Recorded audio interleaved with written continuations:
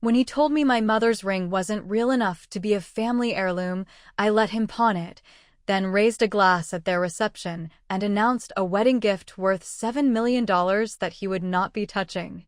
If you think that was cold, wait until you hear how I made him earn it back. Every dollar, every acre, and the ring he threw away. Tell me where you're watching from. I want to see how far a 72-year-old grandmother's little Texas lesson can travel. My name is Eleanor May Rhodes, and I have outlived 3 calving seasons that turned to dust, 2 husbands who turned to memory, and 1 fool who thought a woman with gray hair can't count. I live in a white house with a leaning porch and a stubborn windmill 2 hours west of San Antonio, out where the horizon wears a hat and even the clouds look like cattle. Folks around here call it Rhodes Arroyo, 450 acres of scrub and creek, mesquite and live oak, deer that graze like they own the place, and a sky so big it'll humble even the proud. It's not the prettiest ranch in Texas, but it's ours, and ours starts in a photograph that smells like cedar and old letters. In that photograph, my great-grandmother, hat straight, jaw set, leans against a fence my great-grandfather built with hands that ached every winter. On her left hand is a thin gold ring with a rose-cut garnet as deep as a drought well. They married with that ring. Mended fences with that ring. Brought babies into a hard world that softened when the lamp hit that garnet just so. My mother wore it, then I did. And when my daughter, Lila, called me 2 summers ago crying happy because Mark had proposed, I slid that ring into a velvet pouch and pressed it into her palm. It's not fancy, I told her. But it knows how to stay. Mark didn't like me from the start. He laughed with his teeth, but not with his eyes, and referred to me as your mom, even when I stood right in front of him. We had words now and then, nothing violent, nothing you couldn't say over a church casserole, but enough to show we were born on different planets. He was a city boy who thought a lawn was nature. I am the kind of woman who stitched a steer's ear by the light of a pickup and called it a night. 2 weeks after the proposal, I found out what he thought of the ring. I was at the jeweler's in town, Ramos and Son, having the clasp on my watch repaired when Mr. Ramos took off his glasses and said, "As careful as you talk to someone holding a fragile thing, Mrs. Rhodes. Did you mean to sell this?" I looked down at the little tray he slid across the counter. It held the pouch I had given Lila. Not a copy. Not a picture. The pouch. The ring. The same tiny nick on the band where my great-grandmother caught it on a nail fixing a chicken coop in 1924. My throat went dry. "Who brought it in?" I asked. "It was your future son-in-law." Mr. Ramos swallowed. He said it wasn't, suitable for the lifestyle you all are entering. Suitable, I repeated, because sometimes you have to hear a word twice to believe it exists in your mouth. I didn't make a scene. I didn't faint or scream. I asked the price on the pawn ticket, $180, slid my debit card across the counter, and bought back my own bloodline like it was a lamp picked up at a garage sale. Mr. Ramos tucked the ticket into an envelope with a tremor of shame that wasn't his to carry. I left with the ring, my head high, my stomach rolling. That evening I baked cornbread and brought it to Lila's apartment like I always did, knocked with my knuckles instead of my key. Mark opened, looked surprised, then neutral. "Come in," he said, stepping aside like a doorman who didn't want to be tipped. The apartment smelled like new carpet and something fried. Lila came out of the kitchen with a dish towel over her shoulder and worry in her eyes. "Mom, you didn't say you were coming." "I didn't know until I was on my way." I set the cornbread down, took a breath that tasted like dust and pride, and pulled the pouch from my purse. I placed it on the counter between us like a badge. "This," I said, found its way to a jeweler who thought I'd made a mistake. Color drained from Lila's face. Mark spoke first. "It's not what you think," he said. "I was going to tell you." "Tell me what?" I asked. "That you sold it?" "Pawned," he corrected. "It's different. We needed cash for the deposit on the venue. Your ring is, look, it's sentimental, sure, but it isn't valuable. I'm giving your daughter a real diamond, Eleanor. A proper symbol. That little glass thing. It's garnet," I said calmly. "And you can call me Mrs. Rhodes." He laughed. "This is what I mean. You take everything personal. It's just a ring." Lila reached for my hand. "Mom, I'm sorry. We thought." "No," I said, and my voice did not waver. "He thought." You were busy loving him. I slid the pouch back into my purse. I didn't cry. Not then. I walked to the door. Before I left, I turned and said, "You sold a promise you didn't make. That's a sign. Consider carefully what other promises you plan to make and break."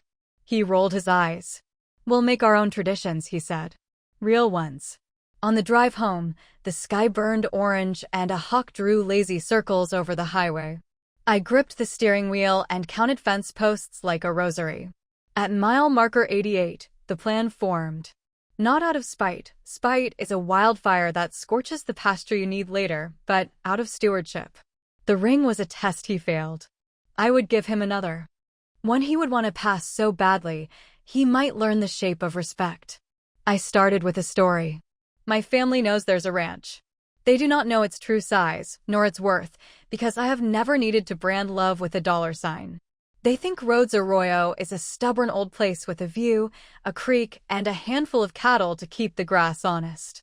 They don't know about the survey we ran after the flood took the southern fence and the new markers pushed our boundary a hair farther into the hill country. They don't know about the conservation easement I negotiated for the northern third that pays us not to ruin what God made. They don't know about the minerals we don't touch, because I trust the land more than I trust men with drills. They also don't know I had the place appraised last spring. The number in the envelope inside my top desk drawer was $7,030,000. Land's gone wild around here, and people who once laughed at mesquite now pay cash to gaze at it. I don't like the number.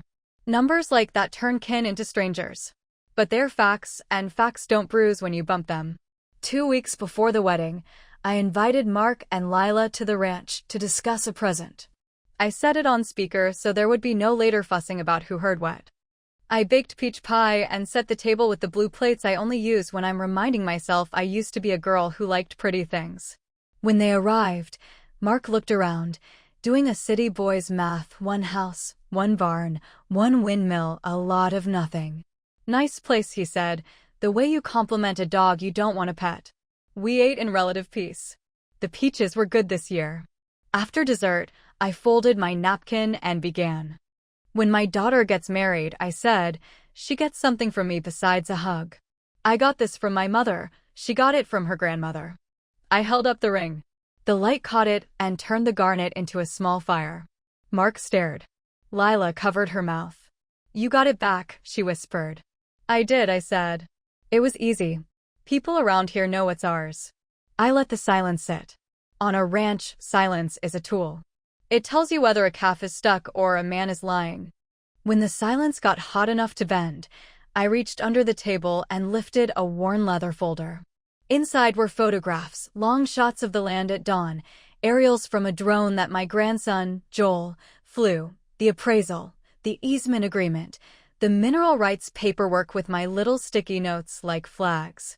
I was considering giving the newlyweds a stake in the ranch, I said, calm as water. A wedding gift.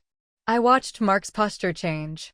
His shoulders came forward by a degree, his eyes sharpening like a hawk spotting movement. "How much of a stake?" he asked. "That depends," I said. "This is 450 acres. We've held it for 5 generations.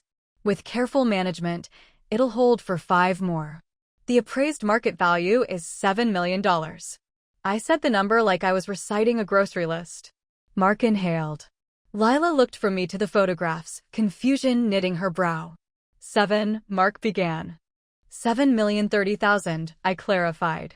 But I like round numbers for company. He smiled in a way that tried to include me but mostly included the number. "Mrs. Rhodes, that is extraordinary." "It is," I agreed. "And that is why I won't be handing it to anyone whose idea of family heirlooms is to call them cheap and trade them for a bar tab." Lila flinched. Mark's smile faltered, then returned, rearranged. "I made a mistake," he said smoothly. "We were under pressure with vendors, and You can't pawn pressure," I said. "Just dignity." If this sounds cruel, remember I am 72 and have watched storms flatten barns. I have also built those barns back and learned that a warning spoken soft is kinder than a rescue screamed late. I laid out my terms, simple enough to fit in a pocket, heavy enough to anchor a boat. "Buy back the ring," I said, though I had it already. "From the person you sold it to, at whatever price they demand." Bring it to my house and place it in Lila's hand. Second, treat my daughter like the partner she is. Not the help. Not the audience. The partner. That means you put both your names on anything you buy, she keeps her own bank account, and if there is a big decision, you make it at the table, not behind a closed door. Third, I took a breath. Third, if you plan to build a family, build one. Not for me. For you. When there's a child, I will consider you more than a man who promises. I will consider you a man who keeps. Mark's eyebrows rose. So, if we have a kid, you'll give us the ranch? No, I said, and the word was a gate slamming shut on a windy night. If you have a child and prove, for 2 years, that you can be a man of your word, I will place the ranch into a trust for Lila's benefit. She will be trustee. You will not. You will work it if you wish, live on it if you earn that peace, but you will not sell it, not carve it up for a quick profit, not trade it for any lifestyle that calls honest land cheap. In that time, you will repair what you broke first, the respect. If you do that, I will match you with something you cannot buy, a legacy. I thought you said buy back the ring, he said, sly again, like a squirrel testing a fence. That was to see if you understood what you broke, I said. The ring is already home. Lila's eyes were wet. Mark looked like a man who had been handed a map and told he could keep treasures if he learned to read it.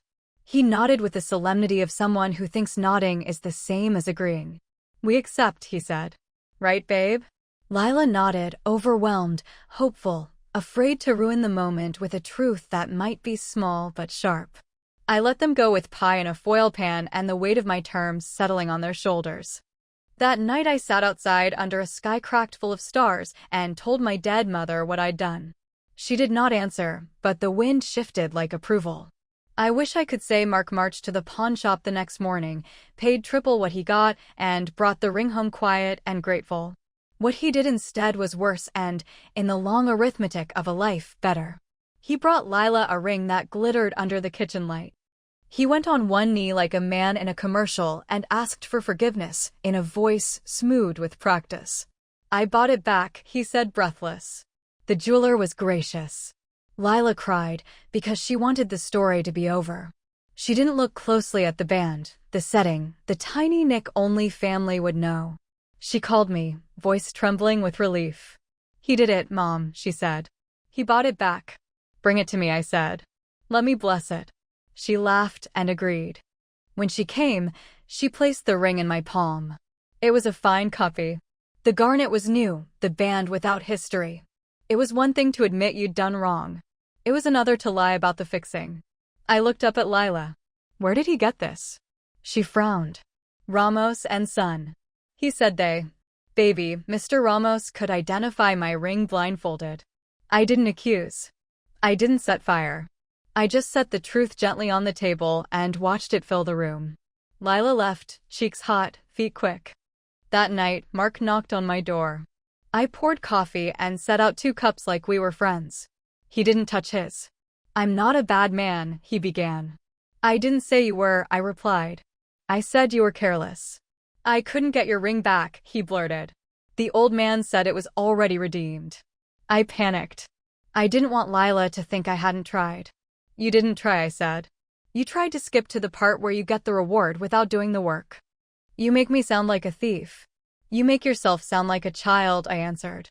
And I don't give ranches to children. He stared at the steam lifting off his coffee as if it might spell a different outcome. Then he surprised me. What do you want me to do? He asked, not smooth now, just defeated. Do what you said, I said. Walk the road you signed up for. Go to Ramos, ask for the name on the pawn ticket, find whoever took it in, and make it right. If it's outside your pride or budget, say so, and we will figure out what honesty costs. But stop thinking you can pay with shortcuts. He swallowed, nodded once, and left. Lila texted me 2 hours later. He's out. He didn't say where. The next day he came back with a receipt in his hand and a look I had not seen before, tired, scuffed, human. She sold it to a collector, he said. 5 towns over. He kept it because the engraving was so old.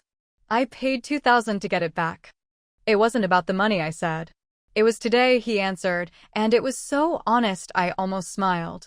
I took the ring, and while he sat there with his pride dented and his wallet lighter, I told him a story about a fence line and a neighbor who kept moving it. We fought for months, I said. I could have called lawyers from the start and made it ugly. Instead, I brought coffee to his porch every Saturday at dawn and sat until he admitted he had measured wrong. Sometimes, Mark, the slowest way is the only way to get where you're going. He looked at me like he might argue, then didn't. Lila came by that afternoon. I placed the ring in her hand, warm now from my skin. I will wear it, she whispered. Wear it on days when you want to leave, I said gently. And on days when staying is the brave choice. Let it remind you that women in this family survived blizzards and bet against droughts and didn't gamble with people. The wedding was a small miracle wrapped in white linen and marigolds, held in a courtyard hung with lights that looked like captured stars. I wore a dress Lila picked, sage green, soft at the shoulders, and boots polished so well I could see the band dance under my chin. During the reception, after the toasts that came from people who'd never had to see a calf born badly and the speeches that told love like it didn't grow weeds, I stood. I tapped my glass with the side of a fork. The room shifted toward me like a flock. I am 72, I said, because revealing your age releases you from the obligation of pretending. And I have seen enough to know that good fortune turns so slow you don't hear it until it's at your door. Lila, my heart. Mark.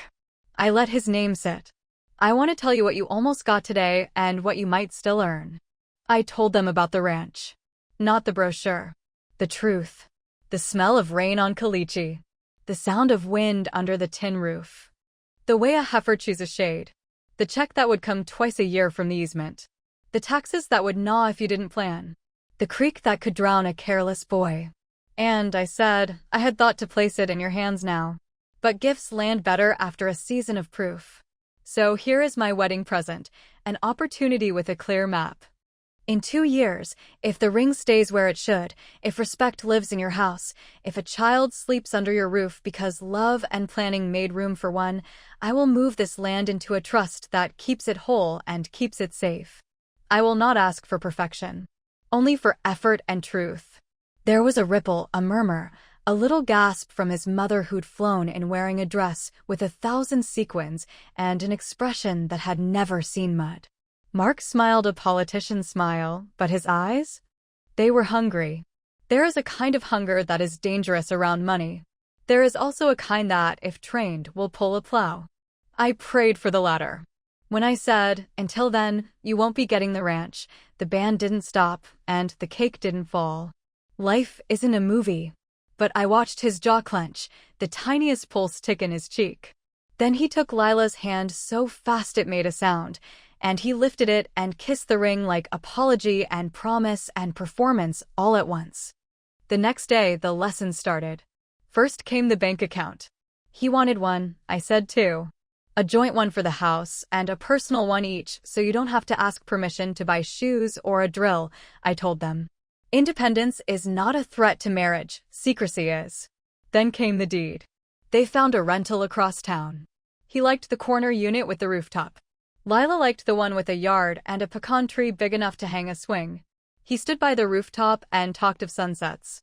She stood by the tree and put her hand on her stomach in the distracted way of a woman imagining a future. I said nothing. They chose the pecan tree. He scowled for a day, then built a bench under it with his own hands. He cursed, careful, kid-friendly curses, when he smashed his thumb, and I bit my cheek not to smile. He called me when the water heater leaked at midnight. He called me when the neighbor's dog dug under the fence. He came to the ranch on Saturdays and learned to set a post straight, to read the sky, to listen to cattle like music, slow, repetitive, full of warnings you only hear if you quiet your own noise. Not all of it was sweet. There was the Sunday I found a glossy brochure in their recycling for luxury condos with names that sounded like bottled water. There was the afternoon he snapped at Lila for buying a crib too early, don't jinx it, and I pulled him to the porch and told him that fear disguised as control is still fear. There was the night he returned the bassinet I'd bought because the color didn't match their aesthetic, and I swallowed a dry retort and asked him to come with me to the feed store instead. We bought a salt lick together. He laughed in spite of himself. It wasn't progress you could measure. But if you leaned your ear close to that house, you heard fewer doors slam. Month 7 brought a storm that shook the town like a rug. Power out, branches down, sirens doing their useless best. Their pecan tree split, and Mark called breathless. "It's going to fall on the roof," he shouted. "What do I do?" "Take a breath and listen," I said. "Tie it back with the tow strap in your trunk. Park the car as a dead man and pull gently. You don't want to stop it from falling. You want to teach it where to fall." He did. The tree obeyed. In the morning light, he stood with his hands on his hips and looked at what he had saved. He didn't thank me. He didn't have to. He sent a picture to the family group chat with a simple caption, "Got it." Month 9, Lila found out she was carrying. She told me first, then him. I saw the moment hit him, the fear, the awe, the math. He sat down like someone had cut his strings. Then he stood, paced, and did a terrible job hiding the smile breaking his face. He didn't announce it online or in church. He didn't throw a party. He went to the ranch and mucked the barn quietly, then fixed a hinge that had been complaining for a year. The next week, he sold a set of golf clubs he didn't need and built a savings cushion no one asked for. He stopped using the word "I" so often. He tried on "we," and though it fit awkward at first, he wore it. There were setbacks. He bought a truck he couldn't justify and took it back 3 days later, jaw tight but eyes clear. He forgot to pick up Lila after her appointment and drove across town like a siren when he remembered. He apologized not with roses, but with a calendar shared on his phone, color-coded and honest. He learned what appointments look like through the eyes of a frightened woman. He learned how to rub Lila's lower back without asking for anything in return. At month 12, I drew up the trust papers. I did not tell them. Not yet. I met with my lawyer, a woman whose hair is the color of pennies and whose smile could peel a lie like an apple. We placed the ranch into a vehicle with a stubborn name, Spendthrift Trust, so that no one, not a bank, not a bad mood, not a man with a scheme, could use it as collateral for anything that wasn't right. Lila would be trustee. The child, when born, beneficiary number 2. If Lila died before me, the land would go to the child. If they divorced, the land would not be part of any bargaining. If I died still holding the pen, the land would hold without me. Month 14, the ring came loose while Lila washed dishes. It slipped down the drain, clinked, vanished. She called me crying. Mark took the trap apart without me telling him where the wrench was. He found the ring under a paste of soap and carrots, washed it, dried it on his shirt, and slid it back on Lila's finger with a reverence I did not teach him. "Maybe it's learning to stay," he said, half a prayer. Month 18, a realtor called Mark with a proposal he couldn't refuse. An out-of-state buyer wanted hill country acreage for a visionary eco-community that sounded like a gated subdivision with a compost bin. The number made his breath stutter. He called me. He tried to be casual. Hypothetically, he began, which is a word men use when they want to say, "I have already imagined the boat." "I don't sell workers for money when the work still matters," I said. Hypothetically or otherwise. He was quiet a long time.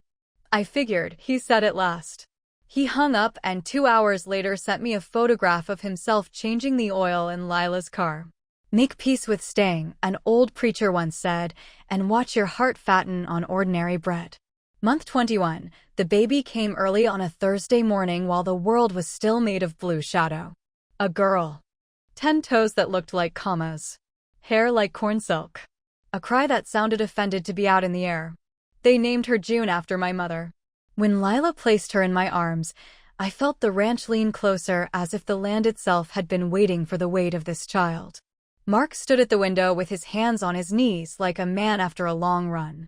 He looked wrecked in the best way. I could end the story here and call it redemption. But redemption doesn't end. It repeats until it is a habit. Month 24 brushed the calendar. I invited them to the ranch on a morning the sky put on its best blue. I set the table again with the blue plates. I put the ring in its pouch. I put the trust papers in their leather folder. I brewed coffee strong enough to stand a spoon. Mark carried June in, her head in the crook of his elbow like a fragile melon. Lila's eyes were tired and bright. I slid the folder across the table. "What's this?" Lila asked. "Work," I said. And the wages for it. I told them what was inside. Mark's hands went still. He looked at Lila, not at me, and I breathed a little easier. He put his palm on the baby's back, felt her tiny lungs bellows under skin. "You were serious," he said, voice low. "I was," I said. "I am." He swallowed. "I don't deserve." "Stop," I said. "This isn't about deserving. It's about stewarding. Deserving ends with you. Stewarding begins without you." We signed. My lawyer notarized. The windmill clicked.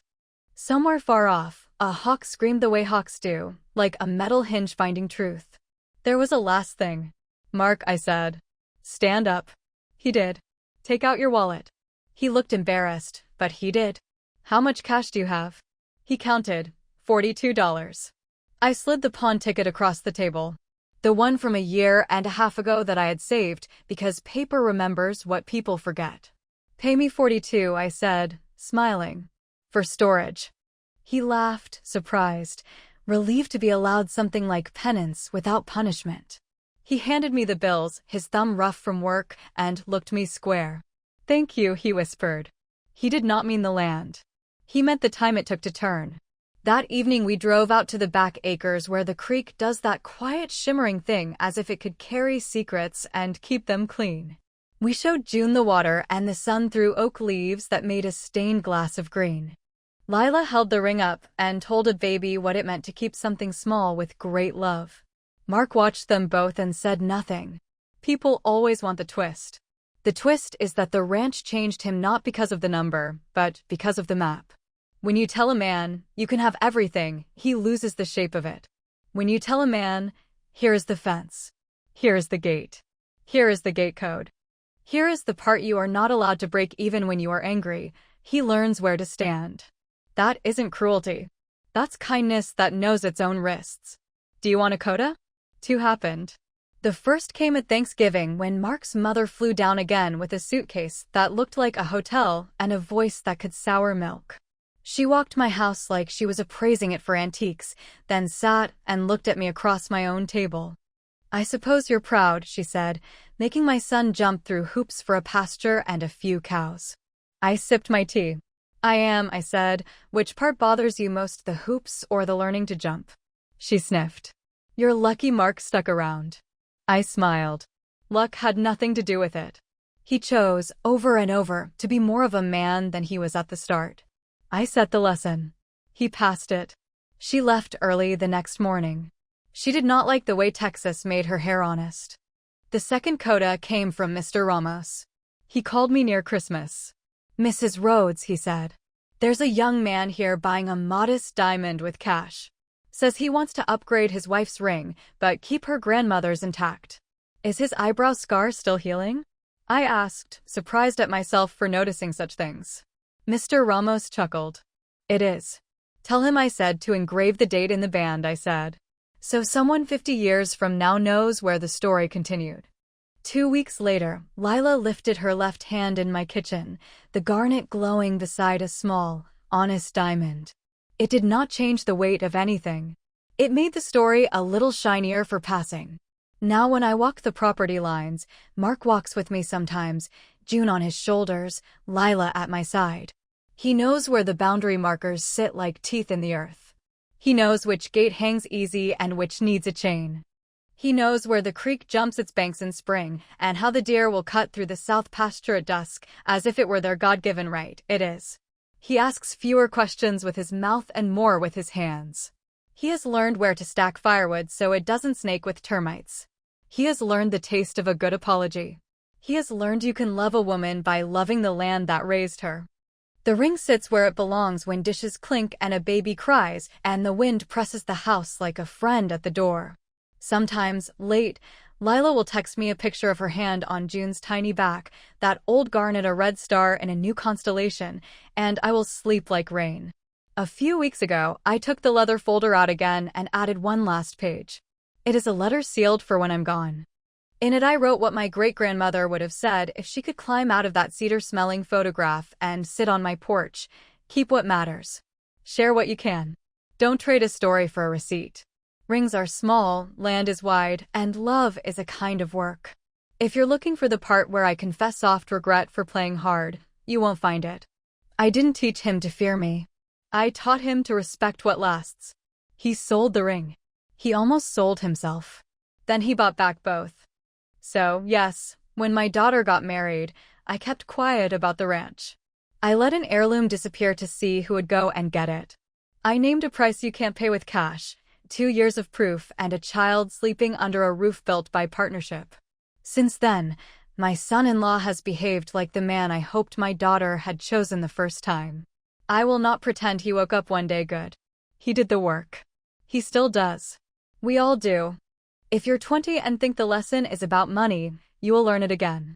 If you're 40 and think the lesson is about power, you will learn it harder. If you're my age and think the lesson is about revenge, you haven't been paying attention. This was about inheritance, not of dollars, but of ways.